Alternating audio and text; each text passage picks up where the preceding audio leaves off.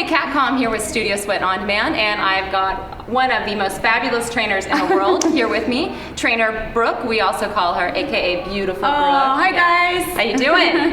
I brought Brooke on today because the question of the week I thought was fitting for both of us to answer because it's something that we both have dealt with, and we're just gonna get right to it. Okay. Sylvia, here you go. You've been waiting for this. Here's your Sylvia. Question of the week. Comes from Sylvia. She is in France. Yes. Okay. So go ahead, read us the question. So Sylvia, you wrote, "Hi Kat, during the 30 clean, I had lost weight and I'm not very happy about it. I'm 104 pounds and I would love to gain some more good muscle weight. So can you please tell me how I can be more in muscle gain mode and less in fat burning mode?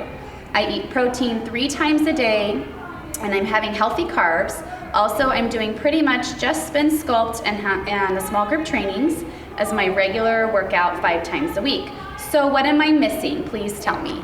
Thanks. Awesome. First of all, Sylvia, I've got to congratulate you on your English because I was listening to see if there was any mistakes in there, and that was pretty good because she's always like, "Please excuse my English," because I think she is Latino, but she lives in France. Oh, awesome. So English is not her first language, and that's a lot better than my French or Spanish. So anyways, okay, so let's talk about her question. Yeah, and thanks for your honesty. I think that's really great because I feel like that's something that's hard to talk about, and so it is, because you know what, there's a little stigma against women who have this problem. Yes. There's a lot of women out there that are like, "Oh, poor you." Yeah, right. You know, exactly. You struggle to gain weight, poor you. Well, it's a problem too. There's a lot of us that don't want to hear that we're skinny. We want to hear that we're fit, but we don't want to hear, that we're skinny, just like other people that have weight on the other side don't want to hear that they're overweight, they're fat. Like, that's just skinny to me is like, oh. Yeah, I don't like So anyway, Sylvia, I get it. So let's talk about that. Go ahead, Brooke, you had some thoughts.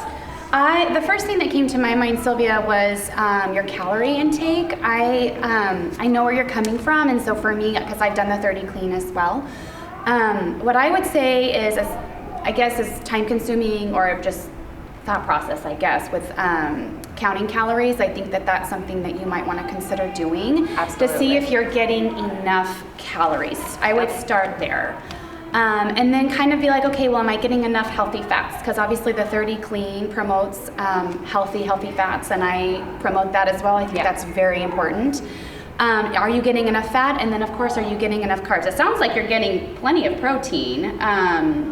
Yeah, it sounds like she is getting plenty of protein, which is the building block for muscles, which is why she's confused. Yes. But if you're not getting enough carbs, you're going to still have issues. If you're not getting enough carbs and healthy fats, and I know there are plenty of healthy fats in the 30 clean, but you have to make sure you're getting enough carbs as well, because that is going to keep your immune system healthy. It's going to keep your brain functioning. It's going to stop you from seeing the effects of overtraining, which might be what you're experiencing as well.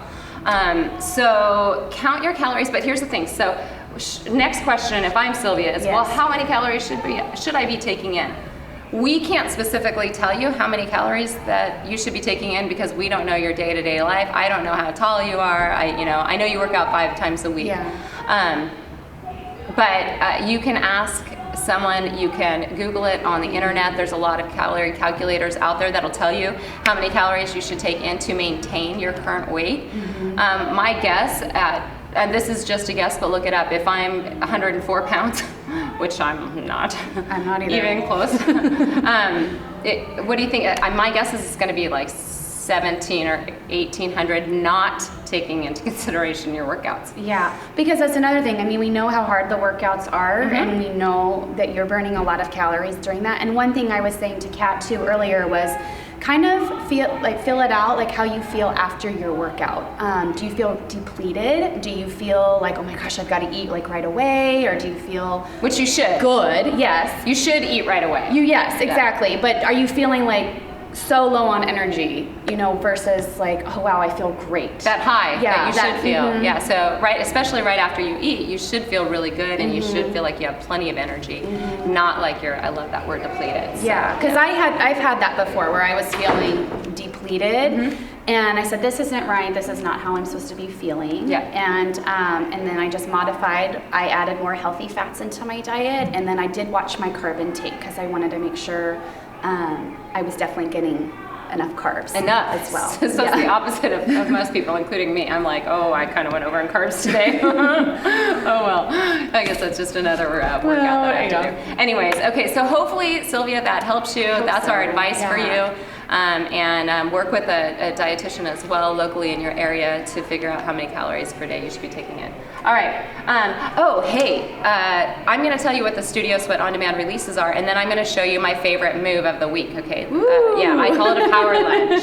So, anyways, Brooke comes out with a spin core tomorrow. Woo-hoo. Okay, so on Sunday, and it sounds like it went amazingly well. How much core is it? It was really fun. A lot of core, I would say about 15 minutes, something like that. Okay. Lots of moves, and we do move kind of fast because I let's say 10 to 12 reps, 8 to 12 reps of each exercise. Is that the one that you wrote on the board? Yes. You called it abs of steel? Okay, perfect. And we did like 4 rounds maybe of it. So like I said, you'll see a lot of workouts, but we get it done. It's okay, really fun. Which leaves 45 minutes for the bike people. Mm-hmm. So for those of you that like to make sure you get plenty of bike time in, you're still going to get 45 minutes. Yes. And then on Thursday, we've got another Spin Pilates class coming out for you. So this will be our second Spin Pilates class that we released to Studio Sweat On Demand. So watch for that. Now, let me show you this cool move that you guys can try at home. Let's do it. All right, you guys. So move of the day. I call it a power lunge. You can call it whatever you want. You can grab a dumbbell, weight plate, kettlebell. This one is 10 pounds, but you can go heavier as well. Ooh, yeah. You might want to start lighter though, and then go up in weight. So what you're gonna do is you're gonna press up as you drop into a lunge, come into like a partial squat, like a half squat, and then switch to the other side. Boom, boom. From the side, looks like this. Power lunge, that's your move of the day. Okay, I am fully out of breath after showing you guys that power lunge. So what I would do is I would do that for 1 minute straight, take a break, either do another exercise and then go back to the power lunge, or just do the power lunge, take a break, go back to it. So do like 1 minute on, 1 minute off, 3 sets. Awesome. Awesome. Still totally winded from that. You did it. You did it. I did it. All right, you guys, that's all we have for you today. Have a good one. See you later.